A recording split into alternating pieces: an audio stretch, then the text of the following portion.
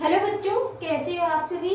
आज बेटा हम लेकर आए हैं अपना लास्ट टॉपिक यूनिट 4 का, जिसका नेम है हाइड्रोजन बॉन्डिंग।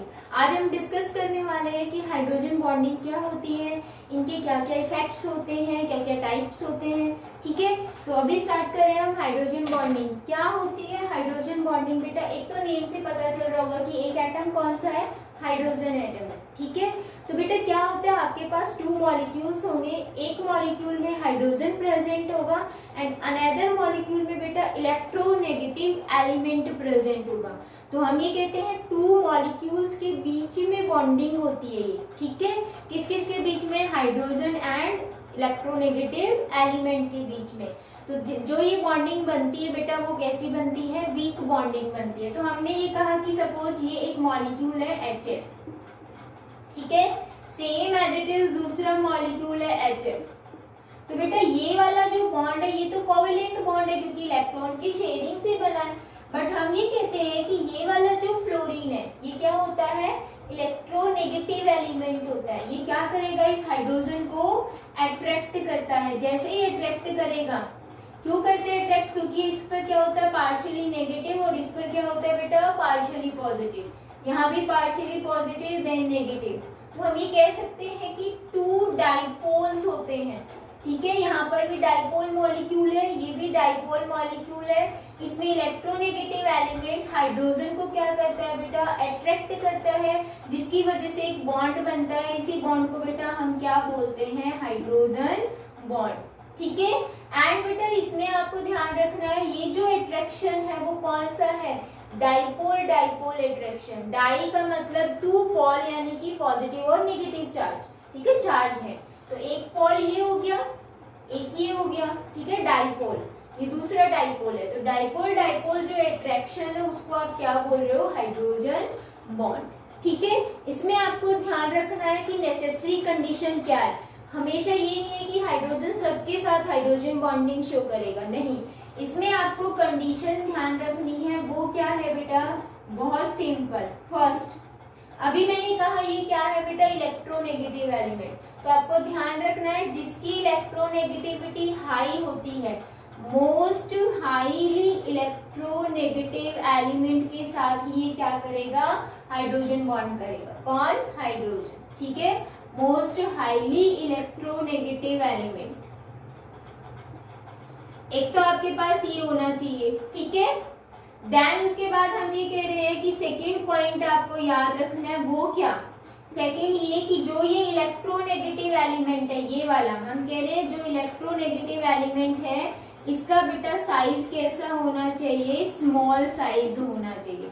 अगर साइज स्मॉल नहीं होता है तो ये अट्रैक्शन नहीं हो पाएगी। क्यों नहीं हो पाएगी, हमें पता है कि जितना साइज स्मॉल होगा, इस इलेक्ट्रोनेगेटिव एलिमेंट का जितना साइज स्मॉल होगा, हमें पता है क्या है, उसमें इफेक्टिव न्यूक्लियर चार्ज ज्यादा है, अट्रैक्शन ज्यादा है।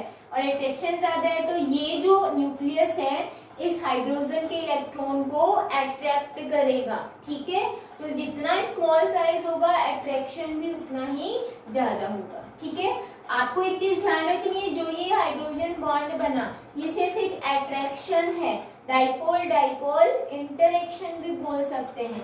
तो बेटा ये कैसा बॉन्ड होता है, वीक बॉन्ड होता है, ये भी ध्यान रखना है।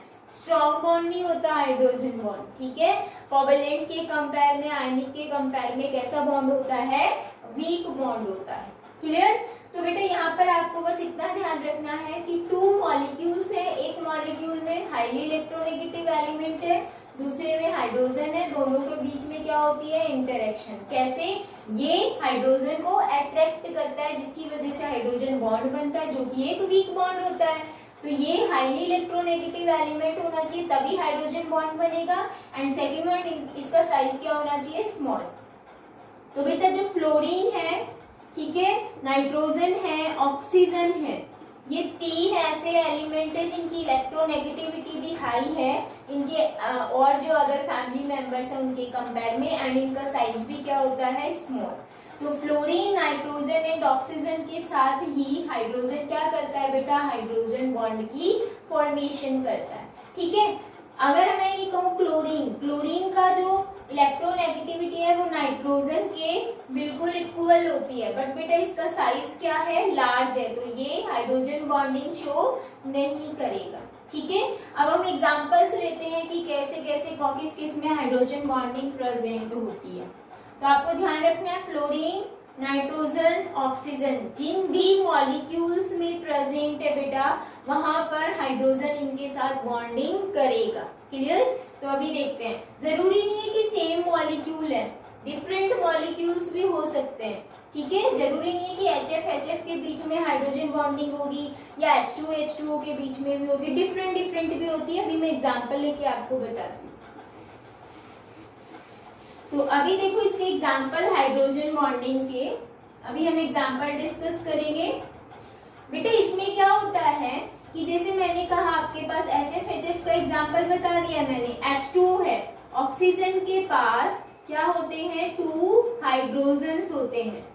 ठीक है, और ये हाइड्रोजन जो है वो ऐसे ही वाटर मॉलिक्यूल एक और होगा, इस वाटर मॉलिक्यूल के ऑक्सीजन के साथ ये क्या करेगा, हाइड्रोजन बॉन्डिंग कर लेगा। ऐसे इसके पास एक और हाइड्रोजन है। ठीक है, इस ऑक्सीजन के पास 2 हाइड्रोजन है, इस ऑक्सीजन के पास भी 2 हाइड्रोजन है। अगर हम ये देखें कि एक वाटर मॉलिक्यूल कितने बॉन्डिंग कर सकता है, तो देखो बेटा सिंपल सा है, मैं बीच में लेके चलती हूँ यहाँ पर कि एक ऑक्सीजन एंड 2 इसमें क्या होते हैं बेटा, हाइड्रोजन। ठीक है, अभी आपको लॉन पेयर नहीं दिखाने हैं, ये वाटर मॉलिक्यूल है, तो हम ये कहते हैं ये हाइड्रोजन दूसरे वाटर मॉलिक्यूल के ऑक्सीजन के साथ क्या कर सकता है बेटा, हाइड्रोजन बॉन्डिंग। ये वाला भी दूसरे वाटर मॉलिक्यूल के ऑक्सीजन के साथ क्या कर सकता है बेटा, हाइड्रोजन बॉन्डिंग। ऐसे ही अनदर जो वाटर मॉलिक्यूल है उसका हाइड्रोजन इस ऑक्सीजन के साथ क्या कर सकता है, हाइड्रोजन बॉन्डिंग।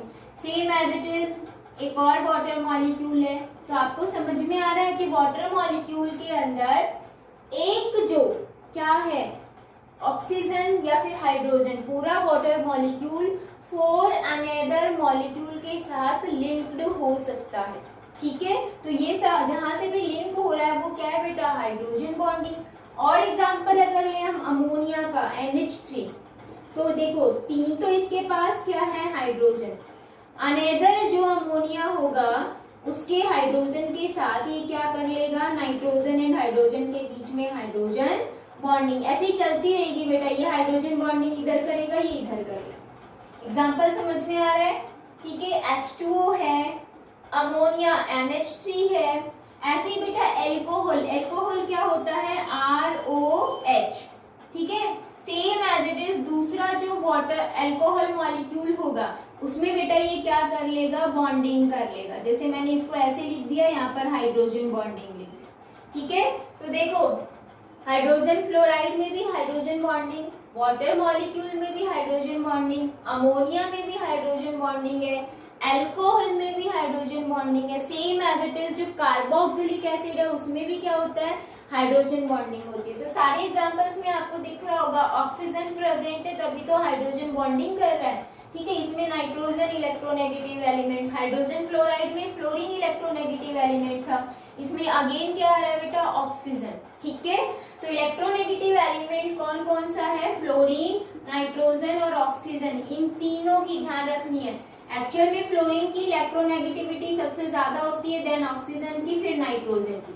ठीक है, ऐसे होता है, तो आपको ध्यान रखना है इन तीनों एलिमेंट की एटम के साथ ही हाइड्रोजन बॉन्डिंग होती है। ठीक है, अब बेटा हम टाइप्स देखेंगे कि कौन कौन से टाइप्स होते हैं हाइड्रोजन बॉन्डिंग के। बहुत इजी है बेटा ये वाला टॉपिक, और इसके बेस पे बहुत सारे कंसेप्शनल क्वेश्चन आते हैं जो मैं आपको 1 बाय 1 डिस्कस करेंगे आपके साथ। ठीक है, अब हम देखेंगे टाइप्स क्या क्या है। तो बेटा ये 2 टाइप्स के होते हैं, हाइड्रोजन बॉन्डिंग 2 टाइप्स की होती है। एक होती है इंटरमॉलिक्यूलर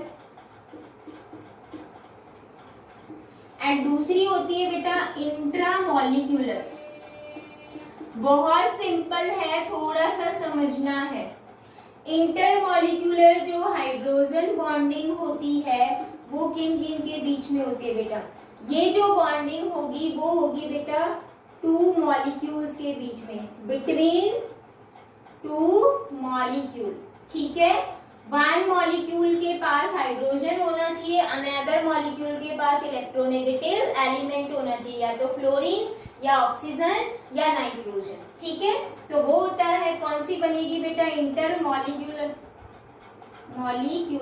ठीक है, ये इंटर मॉलिक्यूलर में इंटर का मतलब है between two atom, two molecule sorry. ठीक है, तो बिटवीन टू मॉलिक्यूल्स में क्या होगा, ये बॉन्डिंग होगी। इंट्रा मॉलिक्यूलर में आपको ध्यान रखना है with in one molecule itself bonding किसके बीच में हो रही है, एक ही मॉलिक्यूल खुद से ही क्या कर रहा है, बॉन्डिंग कर रहा है। कंडीशन क्या होनी चाहिए, उस एक मॉलिक्यूल में हाइड्रोजन भी होना चाहिए और मोर इलेक्ट्रोनेगेटिव होना चाहिए एलिमेंट। ठीक है, तो ये चीज ध्यान रखनी है। जैसे मैं एग्जांपल देती हूँ, इंटरमॉलिक्यूलर में हमने कहा टू मॉलिक्यूल्स के बीच में, जैसे मैंने एग्जांपल दिया कि एक आपके पास क्या है बेटा, एल्कोहल। ठीक है, और एक आपके पास बेटा क्या है, वाटर।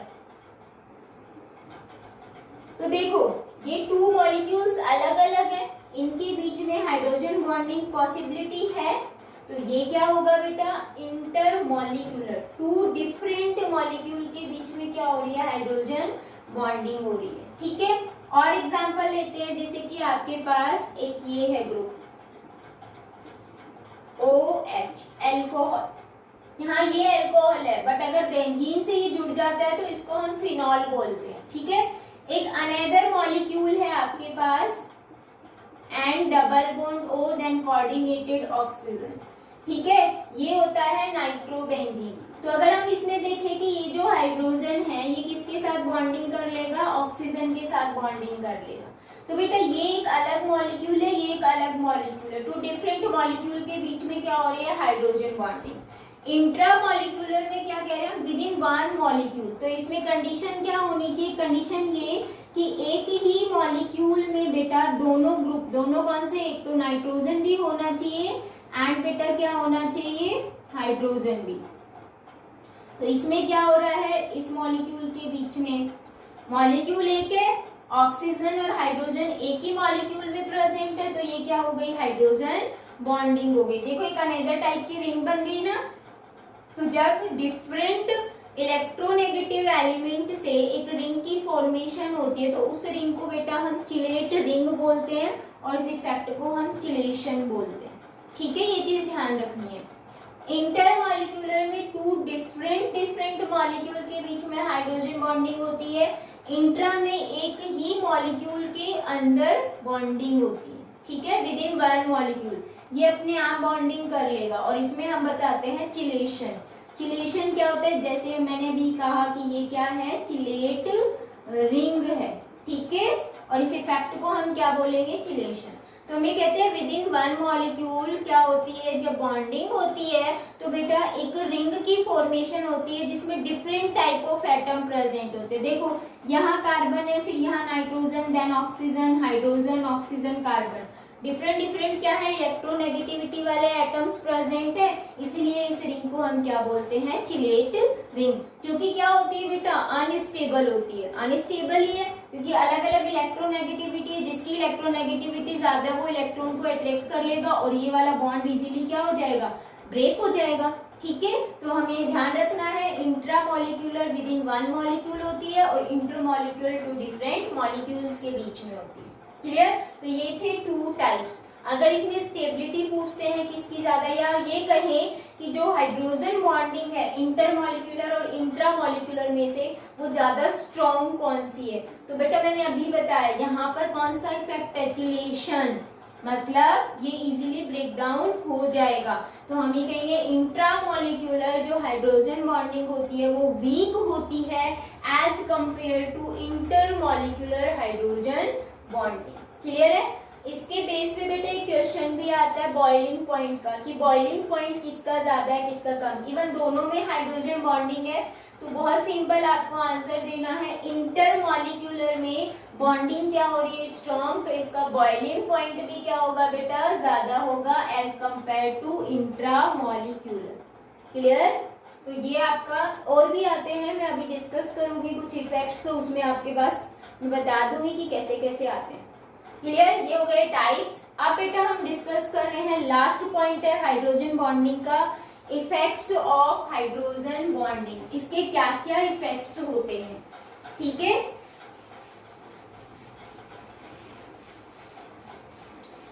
बेटा बहुत सारे इफेक्ट पड़ते हैं हमारी डेली लाइफ में भी। हमें पता है हमारी बॉडी के अंदर न्यूक्लिक एसिड्स भी होते हैं, प्रोटीन्स भी होते हैं ना, हम लेते भी हैं प्रोटीन्स डाइट के थ्रू, तो बेटा उनमें भी क्या होती है, हाइड्रोजन बॉन्डिंग होती है। ठीक है, तो अभी हमें क्या देखने हैं, इफेक्ट्स ऑफ हाइड्रोजन बॉन्डिंग। ठीक है,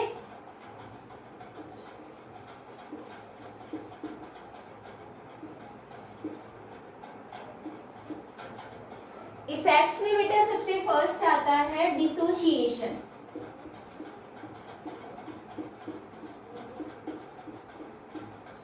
डिसोसिएशन का मतलब क्या होता है, ब्रेक डाउन होना। इसके बेस पे बेटा क्वेश्चन आता है, बहुत इंपॉर्टेंट है। देखो बेटा इसमें मैंने अभी कहा आपके पास हाइड्रोजन फ्लोराइड है। ठीक है, हाइड्रोजन फ्लोराइड में क्या होता है, इस फ्लोरीन और इस हाइड्रोजन के बीच में अट्रैक्शन होता है, इस पर नेगेटिव चार्ज है, इस पर पॉजिटिव। ठीक है, होता क्या है इस केस में बेटा, देखो यहाँ पर अट्रैक्शन है, इसके साथ भी बॉन्डिंग है। ये हाइड्रोजन जो है इस फ्लोरीन के बीच में, ये फ्लोरीन जब इसके हाइड्रोजन को अट्रैक्ट करेगा तो बेटा इसके बीच में बॉन्डिंग क्या हो जाएगी, ब्रेक हो जाएगी, H पॉजिटिव रिलीज हो जाएगा एंड आपके पास क्या बचेगा, HF2 नेगेटिव बन जाता है। अगर इसकी रिएक्शन बेटा कोई भी पोटेशियम आयन के साथ कराते हैं HF2 नेगेटिव, तो ये क्या बना लेगा, KHF2 की फॉर्मेशन हो जाएगी। लेकिन आपसे क्वेश्चन कैसे पूछा जाता है, क्वेश्चन ये पूछा जाता है कि जो HCl है वो ब्रेक डाउन नहीं हो रहा और वो KHCl2 की फॉर्मेशन क्यों नहीं करता। ये क्वेश्चन ये आता है, does not exist but KHF2 exist, by explain करना है बेटा। तो आपको क्या आंसर देना है इसका कि जो KHF2 है उसमें वो बना कैसे बेटा, हाइड्रोजन फ्लोराइड के जो मॉलिक्यूल्स थे उनमें क्या हुई, ब्रेकिंग हुई HF के बीच में। ठीक है, और क्या बना, HF2 नेगेटिव एंड ये K पॉजिटिव आयन के साथ रिएक्ट कर जाता है। तो सिंपल सा रीजन देना है कि हाइड्रोजन फ्लोराइड में क्या होता है बेटा, हाइड्रोजन बॉन्डिंग प्रेजेंट होती है मॉलिक्यूल्स के बीच में, तो उनमें डिसोसिएशन होने की वजह से KHF2 की फॉर्मेशन होती है। बट KHCl2 या फिर ये भी आ सकता है KHBr2, KHI2, इनकी फॉर्मेशन क्यों नहीं होती, क्योंकि इनमें हाइड्रोजन बॉन्डिंग नहीं होती है। क्लियर है, इसमें हाइड्रोजन बॉन्डिंग प्रेजेंट है इसीलिए ये बनेगा, इनमें हाइड्रोजन बॉन्डिंग नहीं होती इसीलिए ये नहीं बनेगा। क्लियर, तो फर्स्ट डिसोसिएशन के बेस पे ये क्वेश्चन आता है। सेकंड बेटा इसका ये आता है एसोसिएशन, ये भी बहुत इंपॉर्टेंट है। सेकंड पॉइंट, इसमें मैं आपको बताऊंगी कि कैसे क्वेश्चन आता है। देखो डिसोसिएशन का मतलब क्या हो रहा था, ब्रेक, ये ब्रेक होके न्यू टाइप का क्या बना रहा है, मॉलिक्यूल। एसोसिएशन का मतलब होता है बेटा कंबाइंड हो जाना, और कंबाइंड होके अनदर टाइप का मॉलिक्यूल बनेगा। तो बेटा इसमें देखो क्या होता है कि जो कार्बोक्सिलिक एसिड होता है, एसोसिएशन में एग्जांपल देखो हम ले रहे हैं कार्बोक्सिलिक एसिड। ठीक है, कार्बोक्सिलिक जो एसिड है हमें पता है क्या होता है, RC≡OH। ठीक है, ये होता है। तो इस केस में हम देखेंगे, देखो ऑक्सीजन भी है और ये हाइड्रोजन भी है, तो हाइड्रोजन बॉन्डिंग पॉसिबिलिटी है, तो हम इसकी स्ट्रक्चर बनाते हैं C≡O और यहाँ पर OH। ठीक है, एंड ये R ग्रुप। R क्या है, कार्बन की कोई भी चेन हो सकती है, CH3 भी हो सकता है, CH2 CH3 भी, ऐसे कार्बन की लॉन्ग चेन हो सकती है। ऐसे ही बेटा दूसरे अनदर टाइप का कार्बोक्सिलिक एसिड है, वही सेम मॉलिक्यूल है। ठीक है, इसमें आपको डबल बॉन्डेड ऑक्सीजन ऊपर दिखाना है और OH नीचे, अपोजिट डायरेक्शन में। इनमें क्या हो सकती है बेटा, हाइड्रोजन बॉन्डिंग, इसमें भी क्या हो सकती है, हाइड्रोजन बॉन्डिंग। तो देखो बेटा इसमें एक कार्बोक्सिलिक एसिड था, अब दोनों कंबाइंड हो गए बाय द हाइड्रोजन बॉन्डिंग, ये भी हाइड्रोजन बॉन्डिंग है, ये भी हाइड्रोजन बॉन्डिंग है, तो क्या हो गया, कॉम्बिनेशन हो गया, उसको आप क्या बोल रहे हो, एसोसिएशन। तो आपसे क्वेश्चन कैसे पूछा जाता है, क्वेश्चन ये पूछा जाता है बेटा, ये जो फॉर्म होती है उसको हम मोनोमर फॉर्म बोलते हैं। मोनोमर का मतलब सिंपल एक मॉलिक्यूल, ठीक है। इसमें 2 मॉलिक्यूल कंबाइंड, सिंपल एक फॉर्म को हम मोनोमर बोलेंगे एंड बेटा इसमें 2 मॉलिक्यूल्स कंबाइंड हो चुके हैं तो इसको हम क्या बोलेंगे, डाइमर बोलेंगे। ठीक है, तो इसमें ये आता है कि जो मोनोमेरिक फॉर्म होती है उसका जो मॉलिक्यूलर मास होता है वो लोअर होता है एज कंपेयर टू डायमेरिक। क्यों, इसका रीजन क्या है? तो इसका रीजन आप ये बताओगे क्योंकि बेटा डायमेरिक फॉर्म में 2 molecules by the hydrogen bonding क्या हो चुके हैं, कंबाइंड हो चुके हैं, इसीलिए इसका मॉलिक्यूलर मास क्या होता है, ज्यादा आता है। ठीक है, तो ये एसोसिएशन में क्वेश्चन आता है। 2 कंप्लीट हो गए। अब हम थर्ड डिस्कस कर रहे हैं बेटा। थर्ड कौन सा आएगा आपके पास, बॉइलिंग पॉइंट। इसके बेस पे बेटा क्वेश्चन आता है, इंपॉर्टेंट है, ध्यान भी रखना है। ठीक है, थर्ड हमारे पास आ रहा है बॉइलिंग पॉइंट। बेटा ये ध्यान रखना, बॉइलिंग पॉइंट उसी का ज्यादा होगा जिसमें हाइड्रोजन बॉन्डिंग है। ठीक है, अब वो कैसे, इसके बेस पे बहुत सारे क्वेश्चन आते हैं, अभी मैं बताती हूँ। जैसे कि इसमें ये पूछेंगे कि HF, HCl, HBr and HI, ये 4 हैं, इनमें से बॉइलिंग पॉइंट किसका ज्यादा है और किसका कम है, आपको ऑर्डर देना है। तो बेटा ऑर्डर इसका ये आएगा। अब इसका रीजन आपको देना है, वो क्या है बेटा, क्योंकि फ्लोरीन हाईली इलेक्ट्रोनेगेटिव एलिमेंट है, दूसरे HF मॉलिक्यूल के साथ वो क्या कर लेगा, हाइड्रोजन बॉन्डिंग की फॉर्मेशन कर लेगा। ठीक है, दूसरा HF मॉलिक्यूल ही जरूरी नहीं है, वाटर मॉलिक्यूल भी हो सकता है। तो हम ये कहेंगे फ्लोरीन की इलेक्ट्रोनेगेटिविटी ज्यादा होने की वजह से ये हाइड्रोजन बॉन्डिंग शो करता है, इसीलिए बेटा इसका बॉइलिंग पॉइंट क्या होगा, ज्यादा होगा। ठीक है, क्योंकि बेटा अगर हम बात करें HF के बीच में यहाँ बहुत सारे एक मॉलिक्यूल किसके हैं, सारे के सारे HF के हैं, तो इनमें क्या हो रही है, हाइड्रोजन बॉन्डिंग हो रही है। ठीक है, इस टाइप से हाइड्रोजन बॉन्डिंग हो रही है। ऐसे अगर HCl की बात करें तो इनमें हाइड्रोजन बॉन्डिंग नहीं है, सिर्फ कौन सा, कोवेलेंट बॉन्ड प्रेजेंट है। बट यहाँ पर बेटा देखो कोवेलेंट बॉन्ड भी है, साथ में क्या है, हाइड्रोजन बॉन्डिंग भी है, बॉन्डिंग ज्यादा है, तो इसीलिए बेटा इसमें क्या होगा, बॉइलिंग पॉइंट ज्यादा होगा as compare to HCl, Br and HI। ठीक है, अच्छा HCl का फिर ज्यादा है, HBr का कम है, HI का सबसे कम है, क्योंकि बेटा इसका साइज क्या है, लार्ज है, और इसका साइज क्या है, स्मॉल है। स्मॉल साइज होगा तो बॉन्डिंग क्या होगी, स्ट्रॉन्ग, उसको ब्रेक करने के लिए टेम्परेचर ज्यादा देना पड़ेगा, एनर्जी ज्यादा देनी पड़ेगी। तो अभी हम टेम्परेचर, बॉइलिंग पॉइंट की बात कर रहे हैं तो टेम्परेचर होगा, तो यहाँ पर HCl का ज्यादा है, देन HBr, फिर HI है। ठीक है, तो ये कंसेप्ट आपके माइंड में होना चाहिए। First clear. अब इसी के बेस पे बेटा सेकंड क्वेश्चन क्या आता है, दिस वन, कि जो आपके पास होता है H2O, H2S, H2SE, देखो ऑक्सीजन के बाद आता है सल्फर, ये ऑक्सीजन फैमिली के मेंबर है, ग्रुप की बात कर रहे हो। ठीक है, 16 ग्रुप है ना, oxygen, then sulphur, then selenium, then tellurium आता है। ठीक है, तो अगर हम इनकी बात करें तो बेटा ये तो होता है लिक्विड, बाकी सारे क्या होते हैं, गैसियस फॉर्म के अंदर। तो आपसे ये पूछेंगे कि वाटर, इवन ये सारे एक ही फैमिली के हैं और दो ही हाइड्रोजन है, हाइड्रोजन के साथ कोवेलेंट बॉन्ड बना रहे हैं यहाँ पर इस केस में। ठीक है, तो बेटा ये लिक्विड है बट ये गैस है, इसका रीजन क्या है, तो आप रीजन क्या दोगे कि जो वाटर मॉलिक्यूल होता है वो क्या करता है, हाइड्रोजन बॉन्डिंग करता है, इस वजह से किस फॉर्म में होता है, लिक्विड में। बट ये हाइड्रोजन बॉन्डिंग नहीं करते, इसीलिए किस फॉर्म में होते हैं, गैसियस फॉर्म के अंदर होते हैं। क्लियर है, तो इस टाइप के क्वेश्चन आएंगे। इसमें एक बहुत ही इंपॉर्टेंट क्वेश्चन आता है, वो क्या है आपके पास, वो आता है H2O एंड HF। इसमें बेटा ये आता है कि इसका बॉइलिंग पॉइंट ज्यादा है या फिर इसका ज्यादा है, आपको एक्सप्लेन करना है।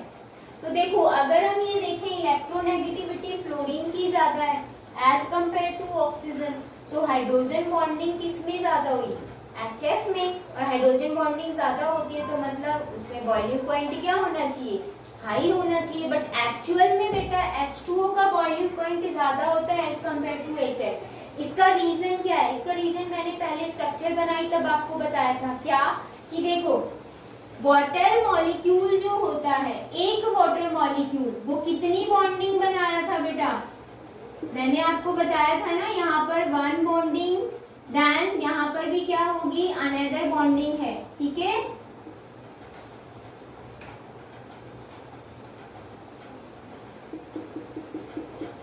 सेम एज इट इज यहाँ पर वो किसके साथ कर रहा है, हाइड्रोजन के साथ, यहाँ भी हाइड्रोजन जो अनदर वाटर मॉलिक्यूल है उसके साथ, ठीक है।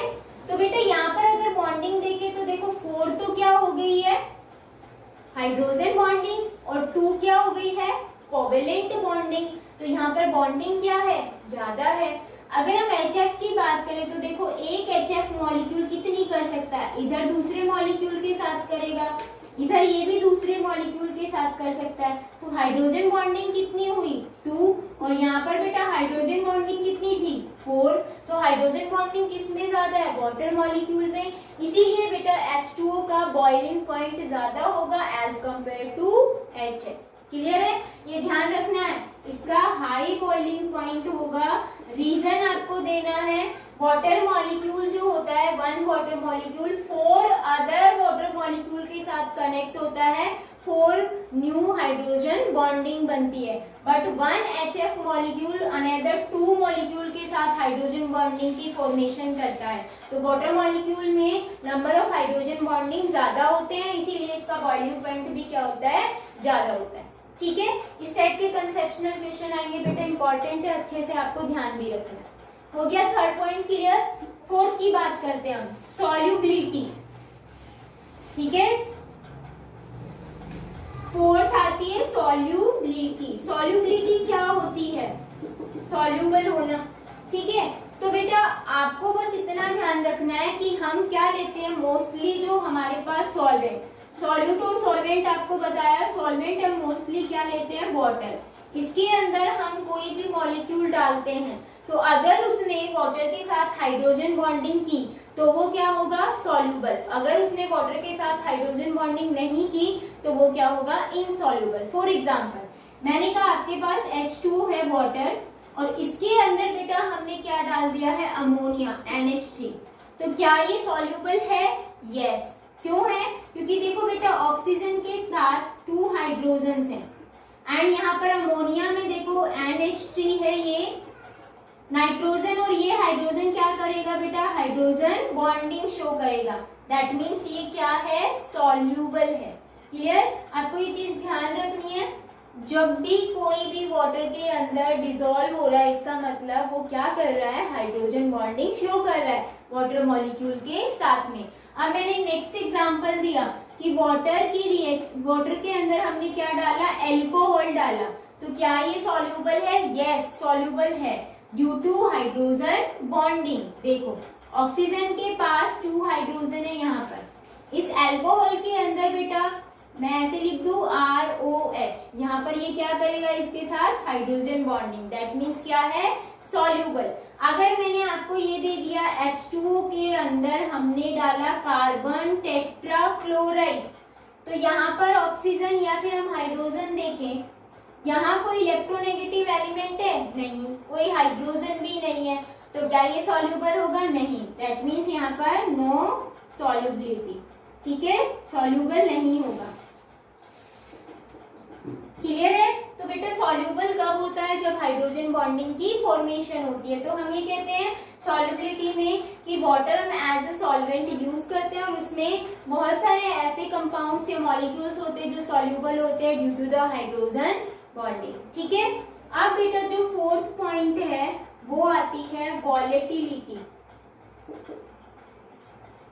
Fifth point sorry,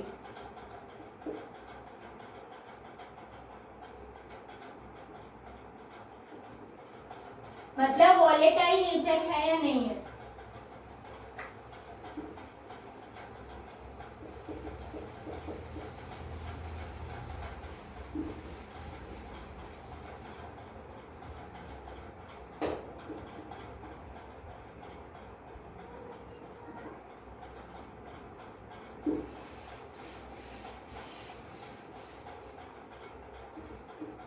volatile nature क्या होता है, आपको ये ध्यान रखना है, ठीक है।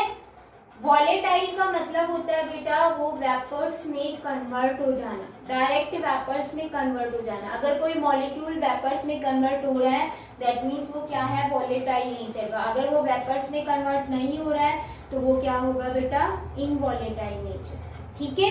तो वॉलेटाइल नेचर हम किसके बेस पे बताते हैं, ये भी हाइड्रोजन बॉन्डिंग के बेस पे, देखो बेटा, अगर किसी मॉलिक्यूल में हाइड्रोजन बॉन्डिंग है तो बेटा आपको ये ध्यान रखना है कि वो स्ट्रॉन्ग है या वीक है। हम ये तो बता रहे हैं कि वीक हाइड्रोजन बॉन्डिंग है, लेकिन मैंने आपको बताया था एग्जांपल इंटरमॉलिक्यूलर एंड इंट्रामॉलिक्यूलर बताया था ना।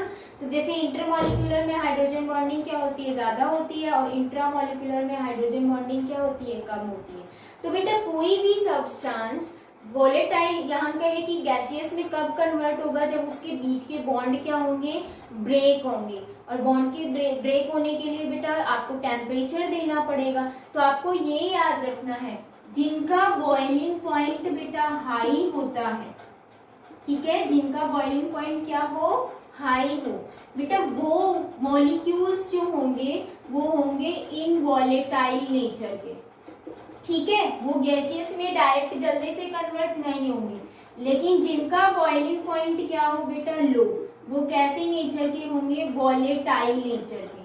तो अगर मैं आपसे कहूं कि एक था इंटरमॉलिक्यूलर, ठीक है, हाइड्रोजन बॉन्डिंग, और एक आपके पास क्या थी, इंट्रामॉलिक्यूलर हाइड्रोजन बॉन्डिंग, ठीक है।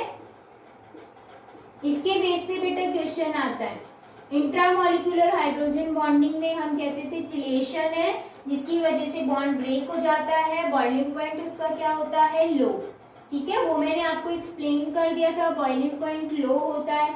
इसका बॉइलिंग पॉइंट क्या होता है बेटा, हाई होता है। तो आपके पास अगर ये आपके माइंड में है तो आप बता सकते हो कि वॉलेटाइल नेचर का कौन है और इनवॉलेटाइल नेचर का कौन है।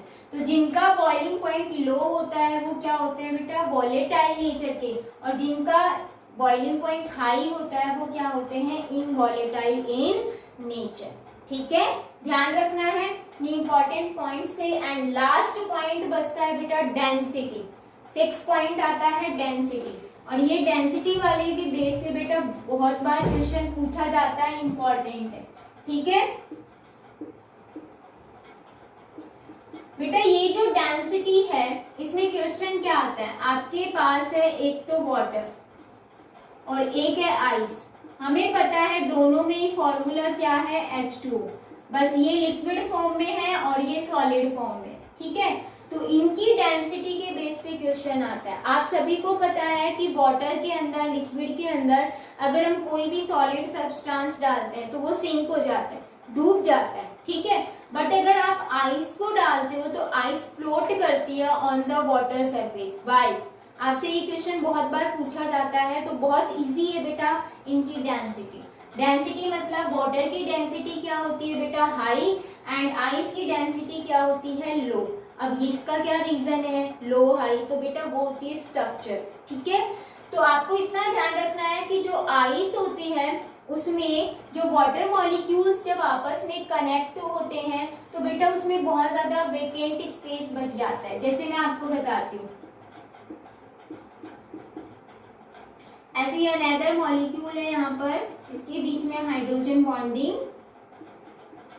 सेम एज इट इज, यहाँ मैंने ऑक्सीजन लिया, हाइड्रोजन बॉन्डिंग यहाँ दिखा दूंगी, ठीक है। देन अगेन ऑक्सीजन, फिर हाइड्रोजन, देन हाइड्रोजन। यहाँ क्या कर रहा है, ये हाइड्रोजन बॉन्डिंग, यहाँ भी क्या कर रहा है, हाइड्रोजन बॉन्डिंग, ठीक है। तो बेटा अगर हम ये देखें कि हाइड्रोजन बॉन्डिंग जो है वो यहाँ पर इतनी ज्यादा हो गई है कि एक वेकेंट स्पेस बच जाता है। इस वेकेंट स्पेस की वजह से इसकी वॉल्यूम क्या हो जाती है, ज्यादा हो जाती है। और आपको पता है कि डेंसिटी जो होती है वो इनवर्सली प्रोपोर्शनल होती है वॉल्यूम की, ठीक है। इस वेकेंट स्पेस की वजह से बेटा क्या होता है, वेकेंट स्पेस की वजह से वॉल्यूम हाई, और वॉल्यूम ज्यादा होगी तो डेंसिटी क्या हो जाएगी, लो। इसीलिए ये जो स्ट्रक्चर है बेटा आइस की है, तो आइस में डेंसिटी क्या होती है, लो होती है, इसीलिए वाटर सरफेस पर फ्लोट करता है। लेकिन वाटर की स्ट्रक्चर कैसी होती है, इसमें तो हमने बता दिया, ठीक है। वाटर की स्ट्रक्चर देखो कैसी होती है, बहुत सिंपल है। वाटर के अंदर जो मॉलिक्यूल्स होते हैं वो आपस में इस टाइप से कनेक्ट हो जाते हैं कि वो टेट्राहेड्रली अरेंजमेंट शो करते हैं। क्या होता है कि आइस जब मेल्ट होती है तो जैसे ही मेल्ट होगी बेटा ये बॉन्ड पास पास आएंगे, तो जितने भी हाइड्रोजन्स बॉन्ड होते हैं वो एक दूसरे से क्या करते हैं, कोलैप्स्ड होते हैं, जिसकी वजह से ये हाइड्रोजन बॉन्डिंग ऐसे दिखानी है बेटा, हाइड्रोजन देन बॉन्डिंग, ठीक है, ऑक्सीजन के साथ बॉन्डिंग होनी चाहिए। तो बेटा इसके अंदर क्या होता है, जैसे ही मेल्ट होगा ये, या फिर हम कहें इसको टेम्परेचर देंगे, तो हाइड्रोजन बॉन्डिंग नियर बाय आएंगी तो क्या होगी, कोलैप्स्ड हो जाती है, जिसकी वजह से जो अरेंजमेंट है वो कैसा आ जाता है, टेट्राहेड्रल। तो वाटर के अंदर अगर आपसे पूछे H2O मॉलिक्यूल का अरेंजमेंट कैसा होता है, टेट्राहेड्रली अरेंज होता है, ठीक है, ये ध्यान रखना है बेटा। टेट्राहेड्रल अरेंजमेंट है, टेट्राहेड्रल में सबसे पहले आप वाटर मॉलिक्यूल का सिर्फ ऑक्सीजन ऑक्सीजन ड्रॉ कर दोगे, ठीक है, 4 ऑक्सीजन, देन इनके बीच में क्या होती है, इस टाइप से बॉन्डिंग होती है ऑक्सीजन ऑक्सीजन के बीच। ये हम टेट्राहेड्रल अरेंजमेंट दिखाते हैं, एक्चुअल में ये बॉन्डिंग नहीं है बट हम दिखाते हैं कि इस टाइप से होती है। देन दिस वन, ये टेट्राहेड्रल अरेंजमेंट होता है। अब देखो बेटा इसके पास 2 हाइड्रोजन है, सेम एज इट इज इसके पास भी 2 हाइड्रोजन है, ठीक है, इसके पास भी क्या है बेटा 2 हाइड्रोजन, देन इसके पास भी क्या रहेंगे 2 हाइड्रोजन। आपको अरेंज करना है। आप देखो ऑक्सीजन एक बीच में रहेगा एंड इसमें एक हाइड्रोजन है ऊपर की साइड और एक हाइड्रोजन है इधर। तो इसमें बेटा क्या होता है, इस टाइप से हाइड्रोजन बॉन्डिंग होती है, ये हाइड्रोजन बॉन्डिंग हो गई, इसके बीच में हाइड्रोजन बॉन्डिंग होगी, देन इसके बीच में, तो ये होता है, ये हाइड्रोजन बेटा अनदर के साथ बॉन्डिंग शो करेंगे, इस टाइप से बॉन्डिंग करते रहेंगे। तो बेटा ये वाला अरेंजमेंट होता है टेट्राहेड्रल अरेंजमेंट। इसमें क्या है, हाइड्रोजन बॉन्डिंग बहुत नियर बाय हो चुकी है, ठीक है, जिसकी वजह से वॉल्यूम क्या हो जाती है, डिक्रीज। और बेटा वॉल्यूम इसकी अगर डिक्रीज होगी तो डेंसिटी क्या हो जाती है, इंक्रीज। इसीलिए वाटर की डेंसिटी क्या होती है बेटा, हाई। डेंसिटी ऑफ वाटर क्या होगी बेटा, हाई रहेगी एंड आइस की क्या रहेगी, लो। इनकी स्ट्रक्चर बतानी है तो हमें कहते हैं आइस में 1 वाटर मॉलिक्यूल 4 वाटर मॉलिक्यूल आपस में कंबाइंड होके बेटा क्या बनाते हैं, केज लाइक स्ट्रक्चर बनाते हैं, ठीक है, ये कैसी स्ट्रक्चर है, केज लाइक स्ट्रक्चर। और जिसमें क्या होता है बेटा, वेकेंट स्पेस होता है, जिसकी वजह से वॉल्यूम हाई हो जाती है, और वॉल्यूम हाई हुई तो डेंसिटी क्या हो गई, लो हो गई, तो हमने इसकी डेंसिटी लो बताई। अब इसमें क्या होता है बेटा, जैसे ही हम हीटिंग प्रोसेस करते हैं तो हाइड्रोजन बॉन्डिंग में कोलैप्सिंग स्टार्ट हो जाती है। कोलैप्सिंग की वजह से बेटा इसकी अरेंजमेंट कैसी हो जाती है, टेट्राहेड्रल, एंड क्या होती है इसकी डेंसिटी हाई। क्यों, क्योंकि इसकी वॉल्यूम कम हो जाएगी, ठीक है, जिसकी वजह से डेंसिटी हाई। लेकिन बेटा ये डेंसिटी हाई कब तक रहती है, अप टू 277 केल्विन, मतलब 4 डिग्री सेल्सियस, ठीक है, 277 4 डिग्री सेल्सियस है, ये केल्विन में या डिग्री सेल्सियस में, यहाँ तक ही इसमें क्या होता है बेटा, डेंसिटी हाई रहेगी। अगर बेटा आपने क्या किया, इससे ज्यादा टेम्परेचर दिया, अबाउट 277 केल्विन, होगा क्या, ये हाइड्रोजन बॉन्डिंग ब्रेक होने लग जाएगी। जैसे ही ब्रेक होगी मॉलिक्यूल दूर जाने लग जाएंगे और इसकी वॉल्यूम इंक्रीज होने लग जाएगी। वॉल्यूम इंक्रीज होगी तो डेंसिटी बेटा क्या हो जाती है, लो हो जाती है, ठीक है। बहुत सिंपल से एग्जांपल देती हूँ बेटा आपको, एक दिया हुआ है कोल्ड वाटर और एक दिया हुआ है हॉट वाटर, ठीक है, दोनों में आपको शुगर ऐड करनी है, तो शुगर सबसे जल्दी डिसॉल्व किस में होगी, बहुत सिंपल है बेटा, अगर आप कोल्ड वाटर लेते हो तो उसमें क्या होती है, जो ये स्पेस है वो बहुत ही कम होता है, तो जो शुगर के मॉलिक्यूल है यहाँ पर एग्जिस्ट नहीं कर पाते, कम कर पाते हैं। अगर आप हॉट वाटर लेते हो तो उसमें बेटा ये बॉन्डिंग लूज हो चुकी है, स्पेस ज्यादा हो जाएगा, स्पेस ज्यादा होगा तो इजीली शुगर मॉलिक्यूल यहाँ पर एंट्रैप कर पाएगा, ठीक है, तो इजीली वो डिसॉल्व हो जाता है। तो कोल्ड वाटर में शुगर थोड़ी देर में डिसॉल्व होती है, हॉट वाटर में इजीली डिसॉल्व हो जाती है। क्लियर है। तो इसके बेस पे बेटा ये क्वेश्चन आता है कि जो आइस है वो सॉलिड है बट फिर भी वो वाटर पे फ्लोट क्यों करती है, तो उसका रीजन देना है। क्योंकि आइस की जो स्ट्रक्चर होती है वो केज लाइक स्ट्रक्चर होती है, जिसकी वजह से उसकी डेंसिटी क्या होती है, लो, एंड वाटर की टेट्राहेड्रल अरेंजमेंट की वजह से डेंसिटी क्या होती है, हाई। इसीलिए जो आइस है वो वाटर पे फ्लोट करता है। ये आपकी यूनिट 4 कंप्लीट हो गई है बेटा। मैंने साथ साथ आपके कंसेप्शनल क्वेश्चंस भी करवा दिए हैं बेटा। नेक्स्ट टाइम मिलेंगे न्यू यूनिट के साथ। टेक केयर एंड बेटा आपको बहुत अच्छे से स्टडी करनी है, इसके बेसिस पे जो क्वेश्चंस है वो आपको सॉल्व करने हैं। Okay bye.